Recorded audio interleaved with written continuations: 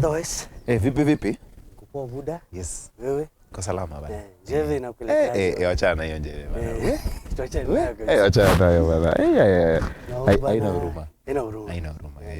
Kwa tuna dandora. Sansi. Dandora. Kilesho unajua. Huruma. Huruma ndio ina pekee yake. Ndio hivyo bana. Yes. Lakini tunashukuru. At least baridi kwa msimu wake yani. Unajua? It's supposed to be expected. It's a part of God. And we're thankful. Sababu otherwise ingekuwa jua sasa tungekuwa tunajiuliza hii Kenya tunaenda wapi with this kind of weather. But anyway leo bana some serious questions to ask ourselves and eventually to pose to our viewers watching there wherever you're watching from and following this conversation from. This is the reality of the day, things that we have to ask ourselves. I want to pick an article that I read on Al Jazeera's website, and in relation to Kenya's 2022 general election. I'll quote, "Last year's Kenya's Independent Electoral and Boundaries Commission, IEBC, the country's election management body, set a target to register 6 million new voters for this August upcoming general election." And I think the backdrop of this was the 2019 census data had shown that 5 million young Kenyans had reached voting age since the 2017 elections. And therefore this goal looked like it would be possible to attain this goal. So, but as the voter registration drive came to an end, the initial deadline, which was in February, the Commission announced that it had only managed to secure 2.5 million additional voters, which is a huge, at least 50% of the new, the new category that would have been expected to have registered to vote. And now in July, according to the article, only 8 million registered voters, about a third of the total 22 million, are aged between 18 and 35 years of age. And what this does is that it reflects an increasing level of apathy about governance and elections among young potential voters. End of quote. This is actually the statement that I want to start this conversation with. It's actually appalling. It's actually shocking that people out there, quite a substantial amount of people, are not going to vote, despite the increase in numbers. You'd expect, of course, a better turnout. Because you can imagine, even kupanga line. Kupanga line. Sana mtu anaweza survive kwa kupanga line. Ni youth. Lakini mzee bana ndio anataka kuenda kushinda vijana. Why do you think that is? I also read another article, and I just I've been trying to, having asked myself the questions, why we are always in this cycle. And I tried to do some research about it. And I saw somebody built up the sort of a reasoning behind why time and time again we find ourselves in this situation. And this was the thing that Kenyans have been voting cycle after cycle of general elections, focusing on changing the person in power, and waiting for the next 5 years to repeat the same thing. Either change the person in power or retain a person in power. And that has always been the focus. And if you look at most of the youth out there, and we will see after in a short while, is that these guys have been going to the ballot, voting and participating in general elections, but seeing no expected value after the 5 years. And have to go back to the ballot to select somebody. And there's disappointment after disappointment with the results that they intended to see. And I'll give you an analogy that this guy who wrote, another person who also wrote an article when I was doing my reading. And the guy was saying, in the year 2002, a wave had built of resentment towards the Kanu government. We all know this, it's out there. And everybody was singing, Moi needs to go. Okay, a majority of people. There was a huge consensus. In fact, from that general election, the world, there was a study that showed Kenyans were the most optimistic people in the world. Yeah, it's true. Because from that general election, they had built a consensus all over and saying that this is time to change. Yeah. You know, the situation in Kenya, you know, this is time to change. And the only thing that would allow us to change Kenya was change the person in power. Yeah.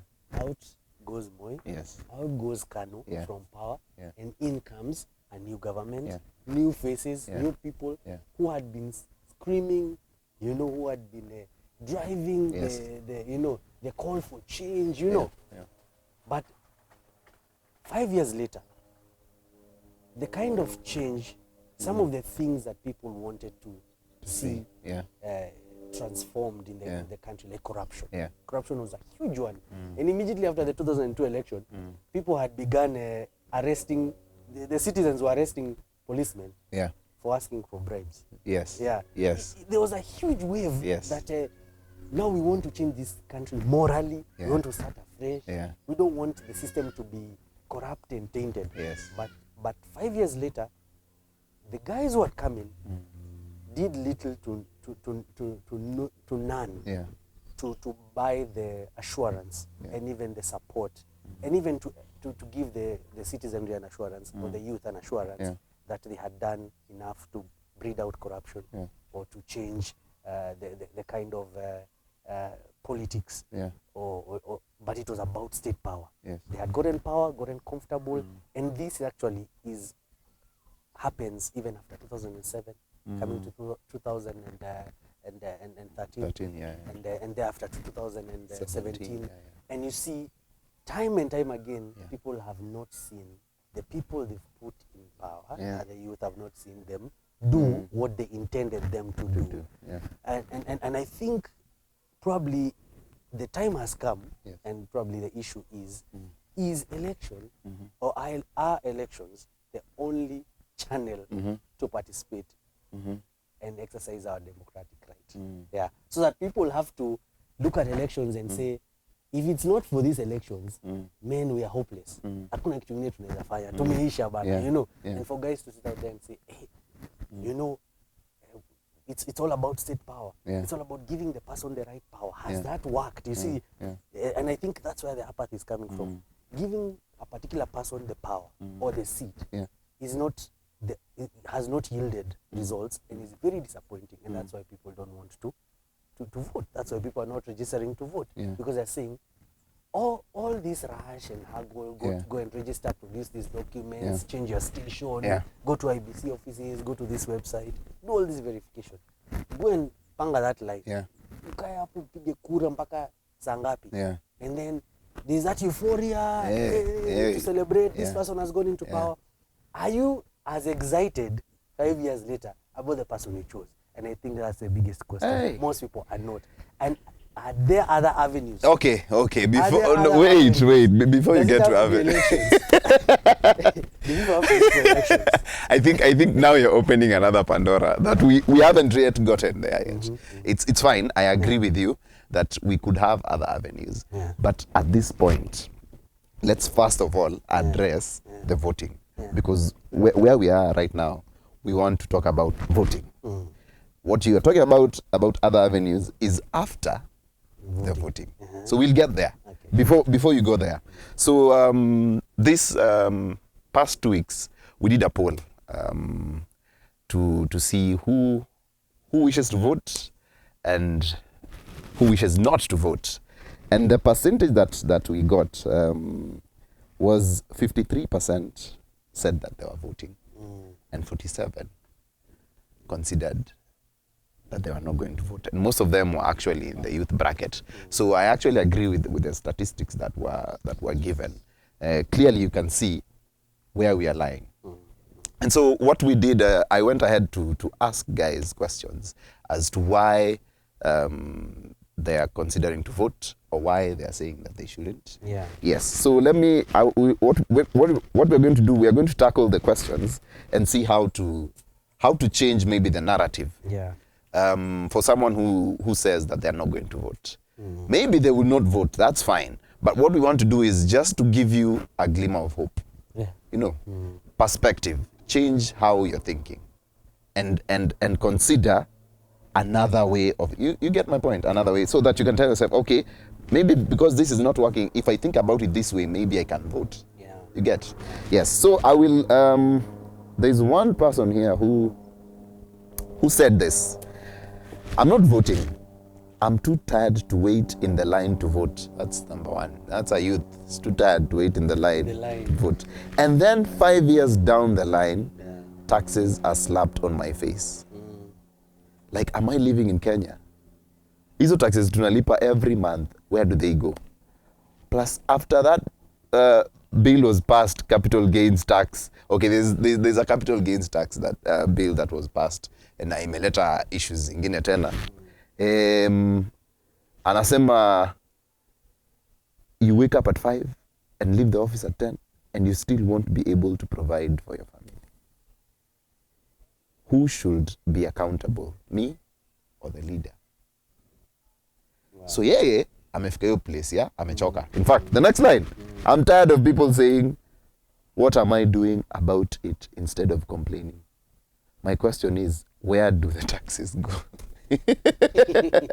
So back to your point, yeah, they vote, and then 5 years later, like, okay, we expected for you to a better road. Yes, bring some form of change. Yeah. And then now, I'm like, okay, so then why should I vote?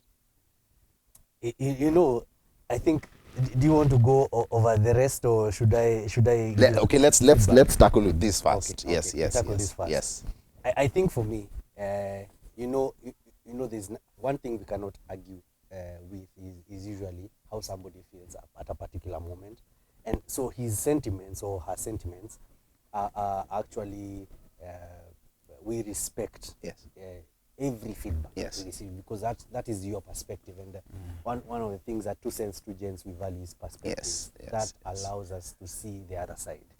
And to engage more constructively. So my view from that response is, for sure, it ties probably to how I'd ended the previous comments. Yes.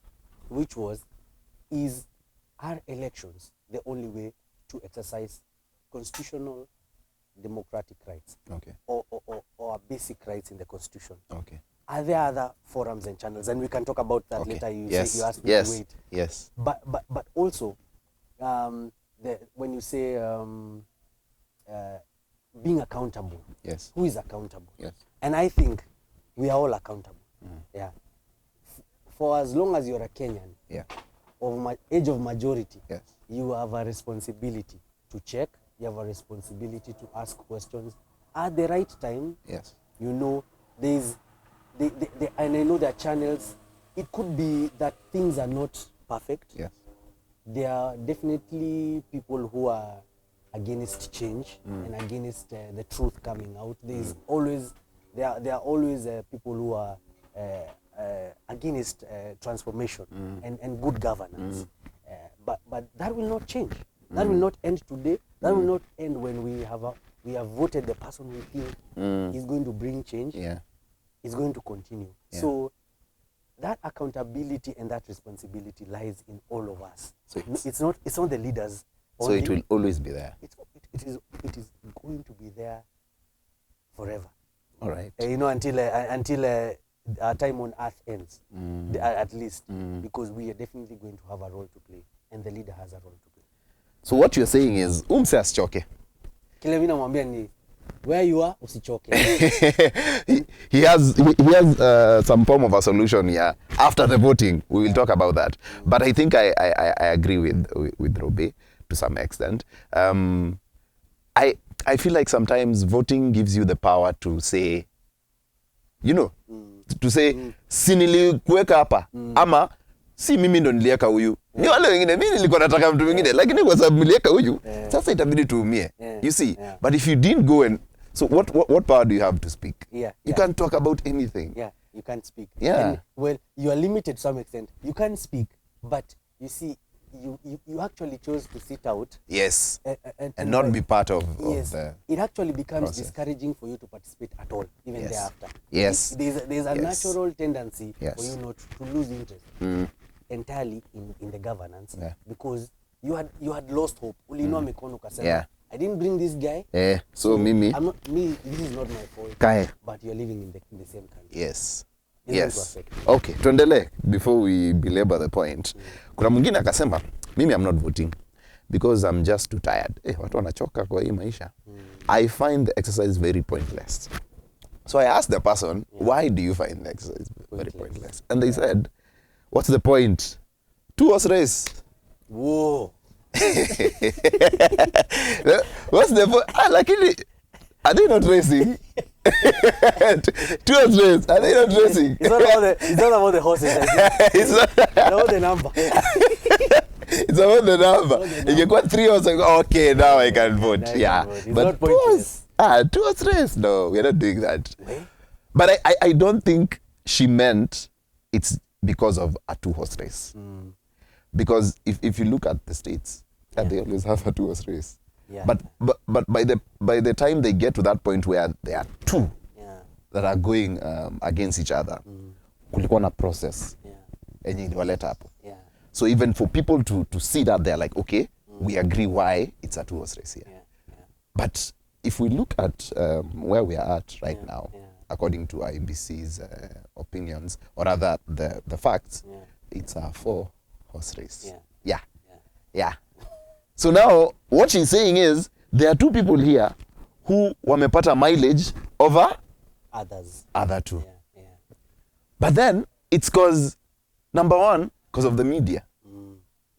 The narrative that is out there shows us that, you see, if you want to get to that point where you have mileage, number 1, you need to have great influence. You know, haufai kwa mse, we ni nani?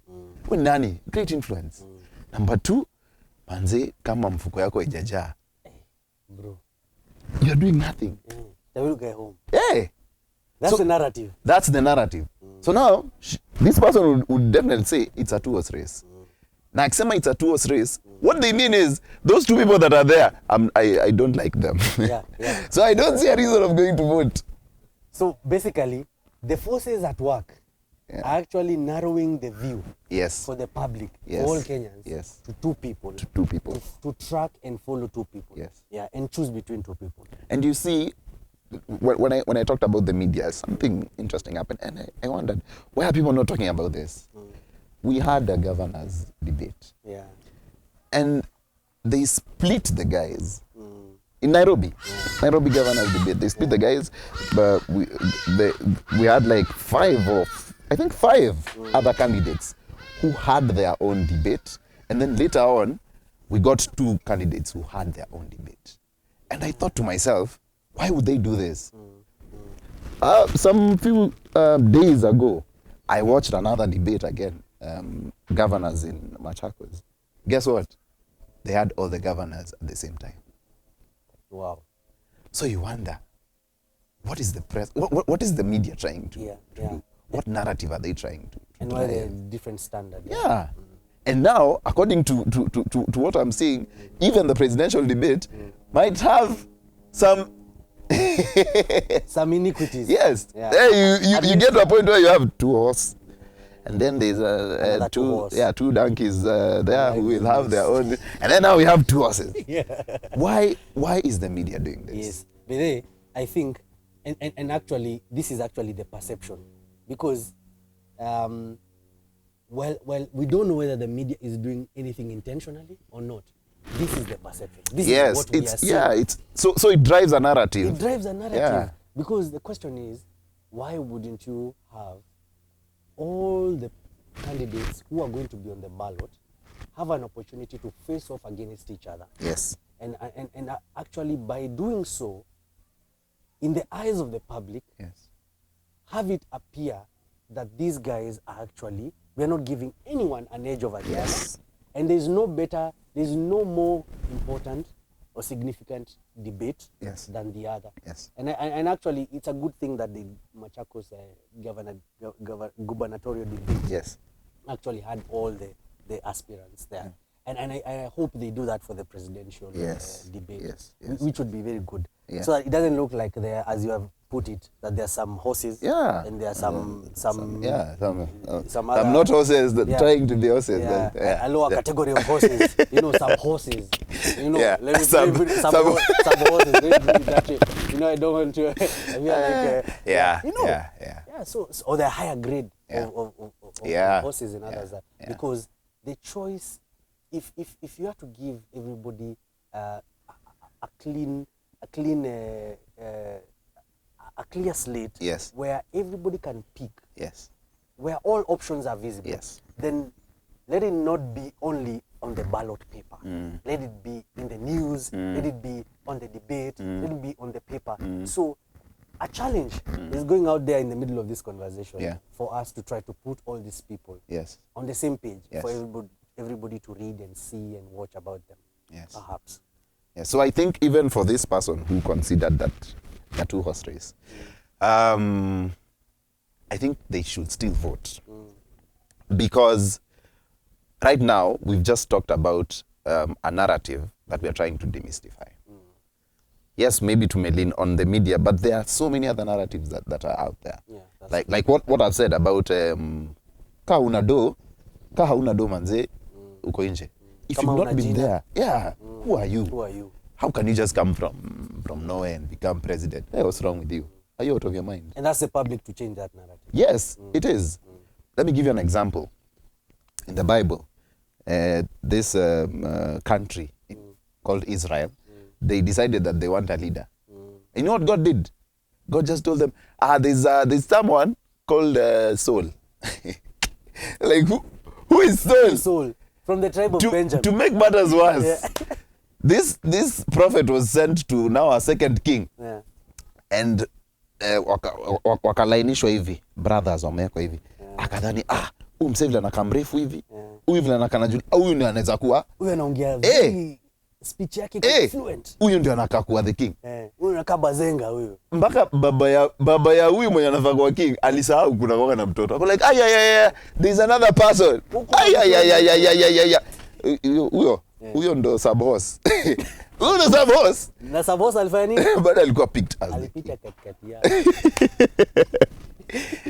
But the point is, this narrative can be changed by us. You know, tunaweza anza to think differently. Consider what these guys are saying. These four people, consider what they are saying. Ask yourself, umse, manze, hicho ananiambia, is it working for me? You get? Yes, I know. Bado kuna hiyo issue ya hata kama ananiambia kwa manifesto atafanya hivi na hivi anaweza kosa kufanya, we are still going to tackle that issue about how to keep them in check. But consider what they are asking you. And then see, where are your options? Ona utavotia nani? Because at the end of the day, it's a role you have to play. Someone said, if you get to a point where you look at all these candidates and you consider that there is no one, then you have a problem. Because what you're saying is, you have allowed people to get into that position of trying to get into leadership. You have been nominated. Yes. With that, wewe umekubali. So what we are saying is, all these four people, they are a result of our choices. Yes. They didn't get there overnight. Yes. So what you should do is, you should tell yourself, okay, tumeblunder hii time. Let me just pick, let me try and pick who I consider is better. Next time, tunafaa ku upgrade. And the next time maanishi una upgrade election day. It's a process that that you'll have to, you know. You have to exercise some rights. Yes. So that shouldn't stop you from voting. If you feel like, hey, manze, hakuna mtu, clearly what you're trying to say is, hata wewe mwenyewe ungeconsider kuingia into that that arena. Yes, that arena. So there has to be someone. You'll have to pick because at the end of the day, we will have a leader. We have to. Yeah. At the end of the day, we'll have a leader. There can't be a gap up there. And if you want to continue participating, manze, you have to keep at it. Yeah. That's true. I agree. And actually, before you go to another one, yes, one that is closely related to that, and And I had some conversation with a few colleagues the other day, and some of them I was surprised that they're actually hell bent not voting. Yeah. And the reason is, actually, one of them I asked why. And the most vocal among them told me, look at how the nominations went. Yeah. Look at the alleged, iniquities. Yeah. How some people are saying that it was not fair. Yeah. The delegates did not actually choose the person that eventually was actually given the ticket by the party to run for that role or for that seat. Yeah. And for some of them, they're saying, we had somebody we thought we could rally behind and vote, but that person did not make it through the nomination stage because a particular party preferred to have somebody else run. And some of them are saying some parties did not even actually hold a nominations exercise in order to get. There was a consensus of sorts. There were pre-discussions where the party in its leadership made some choices and actually sort of bypassed the right for somebody to choose at a party level who they wanted to actually run for a role. And they're saying that makes the whole entire process appear that I don't have any say. If I'd seen a potential guy who needed to go through a particular party to make it, and suddenly they've been shortchanged, or it appears they've been shortchanged because it could be alleged, that person actually loses that morale. Ile saiki ya kwenda kuchagua mtu imeisha hivyo kwa sababu kama mtu wake amechezwa hivi. Amechezwa. Sasa that guy suddenly becomes an independent candidate if they want to pursue their dreams. And some of them have had to leave their parties to do that. Yes. And I'm saying, then this is why? What's the point?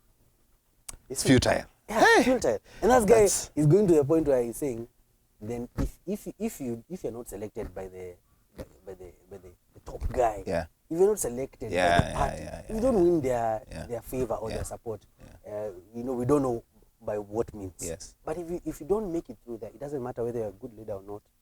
They have set the parameters. We don't know them. They're private, but they have selected somebody who the people did not have a chance to pick.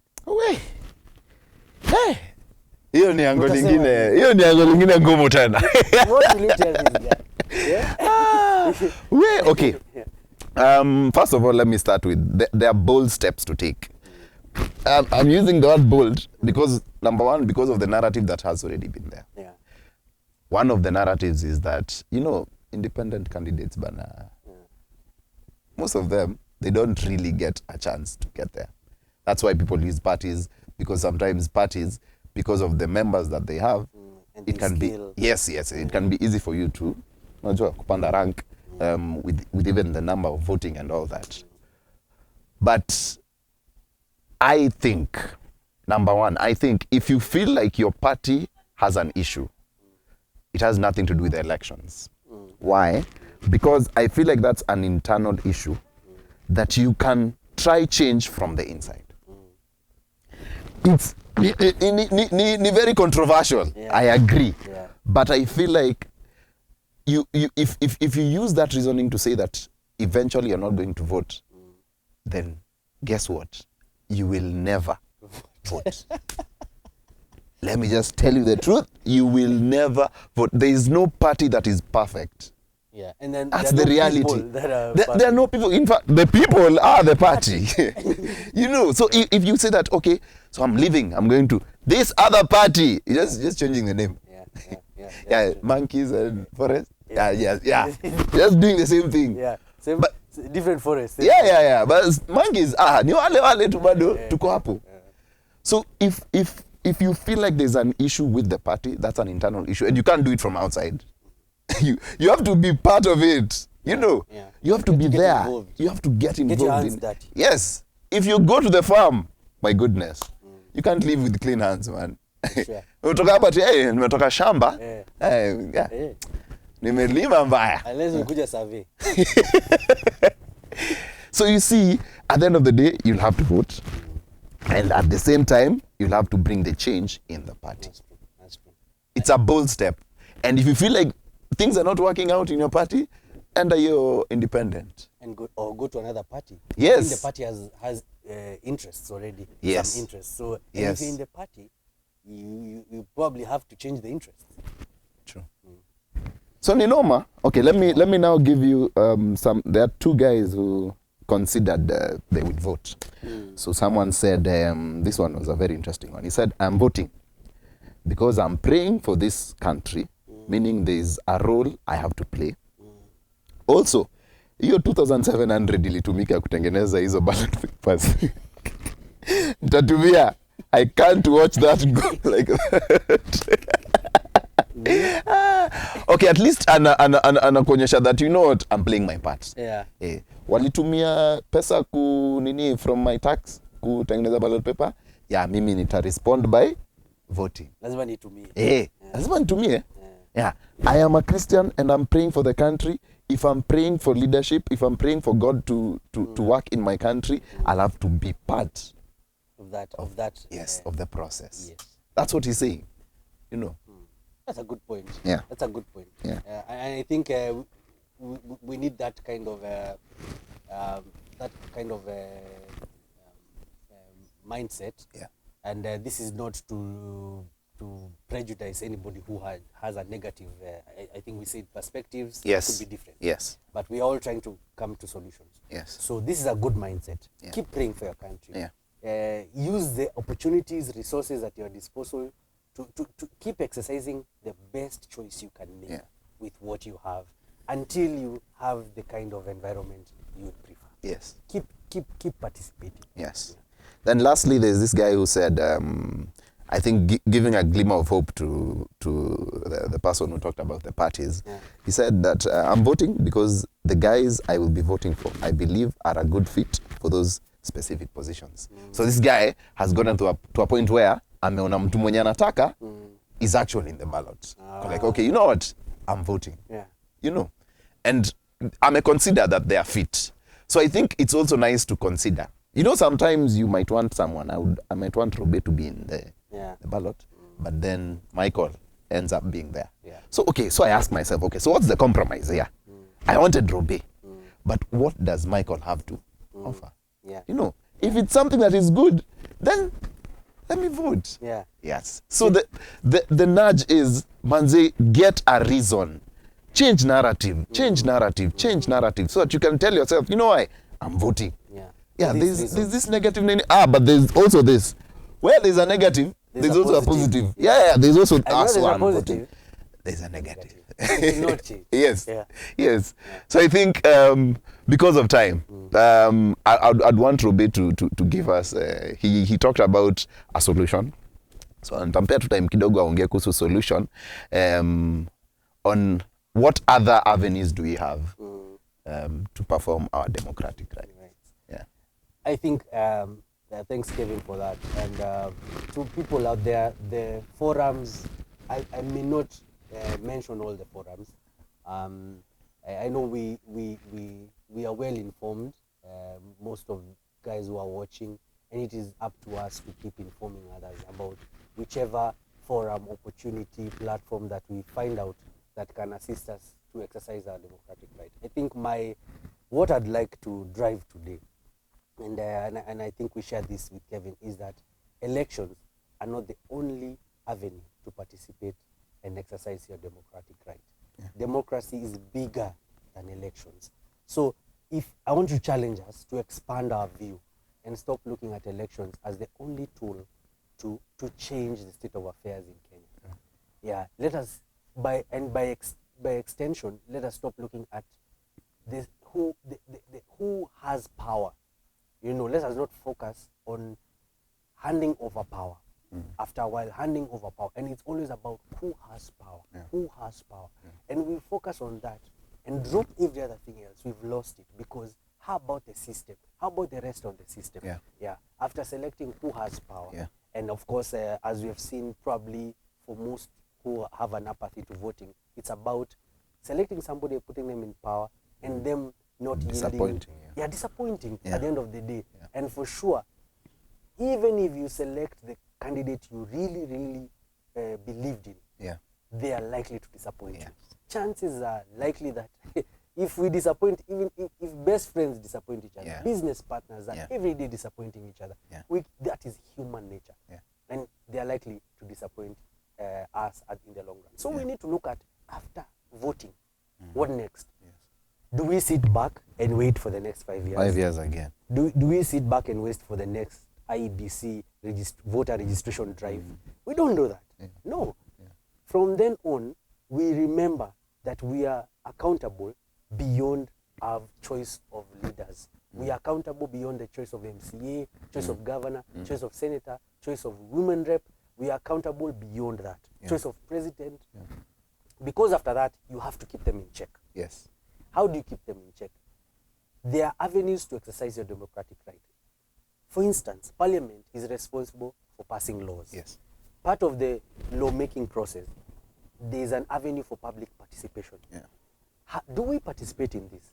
Because this can help us to change some of the things we are really struggling about. Some things like taxes.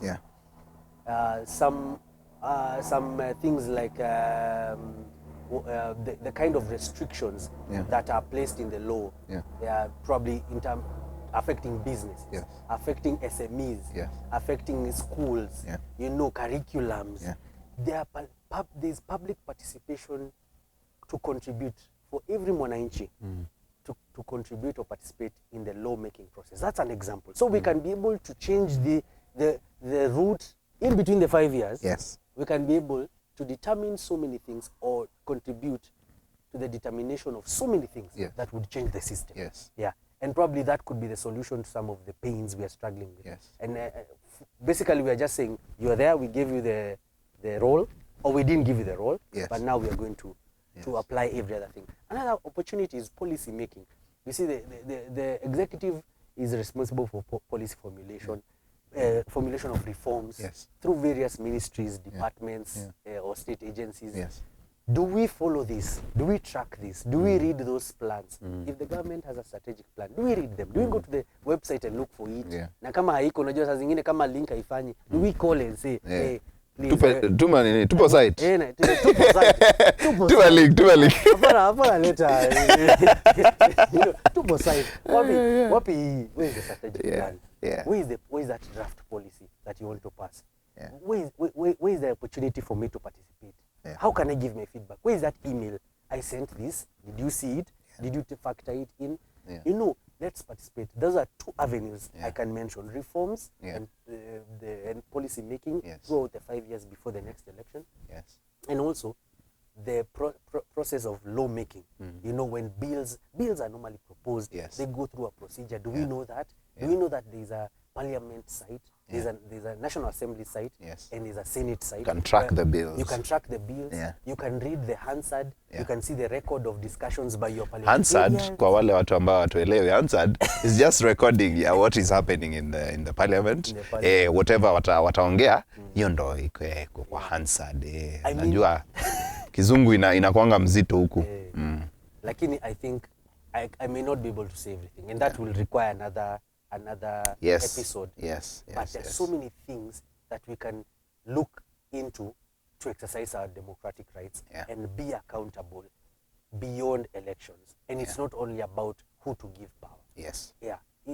There are many other things to change the system. And I just want to read this from the same article that I had mentioned before. Kenya has a high internet penetration rate of 87%.